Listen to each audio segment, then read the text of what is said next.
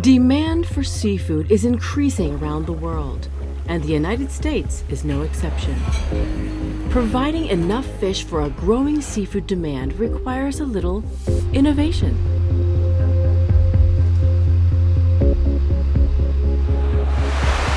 Here at True North Aquaculture, indoor water tanks are where it all begins. A fish like this can hold up to 5,000 eggs. Oh yeah, look at the size of them eggs. Yeah, see? Oh yeah. Good eggs. To make sure that juvenile salmon thrive, the water in the tanks is carefully monitored to try to mimic the rivers the fish would normally hatch in. If we don't have clean water, we can't grow our product. Our salmon require the cleanest waters that are available. So we're monitoring dissolved oxygens, temperatures, pH. We very strictly monitor how much feed goes into each tank. As the little fish grow into larger fish, they're moved to different tanks to give fish more room to swim and grow. And eventually, just like wild salmon, they're ready to go to the ocean. There are almost 700,000 fish in these floating pens. Healthy, happy fish.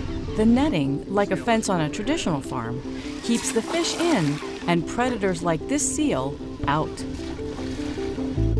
To be sustainable, fish farmers need to deal with the food going in and waste coming out. One way is to improve the feed. The feed we use has come a long ways in 20 years or so. It used to be primarily made out of wild fish. Today, we're using only 15 to 20% fish in our pellets, so we're much more sustainable today than we were 20 years ago. Along with more sustainable ingredients, fish farmers are also improving the way they feed the salmon with the use of underwater cameras. I'm watching them right there, and once I start seeing the drops of feed reach their level, I'll adjust the camera and I'll take it down. These monitor when salmon are full and prevent buildup of uneaten feed below the net pens. To take care of fish waste, True North relies on nature.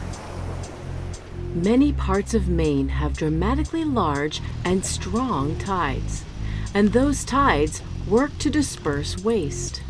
This waste is mixed with other micronutrients and safely absorbed into the food chain, just like the waste of wild fish. Down East Maine's a great place to have salmon aquaculture. There's a lot of flushing action, and it's good for the fish too. You know, it creates a lot of oxygen for the fish, it keeps them healthy. So it's a perfect place to grow for salmon. My father managed a herring plant, and I worked with him, and that folded up, and you know, the wild fishery was done in Maine, and so you know, aquaculture was a natural thing for me to jump to. By growing our seafood locally, these ocean farmers are using the experience they have from commercial fishing to produce a sustainable source of healthy protein, while also creating work that is meaningful and even fun. People that work here want to work here because, you know, it's a good paying job and you're doing what you love to do. You're working on the water, running boats, running equipment like this. You know, it takes a boat operator, it takes someone that's got skills with a computer, and it helps the coastal communities, you know, because it would be a very depressed area without the aquaculture industry. Using traditional knowledge, data, and new technology, keeping fish on the menu is possible.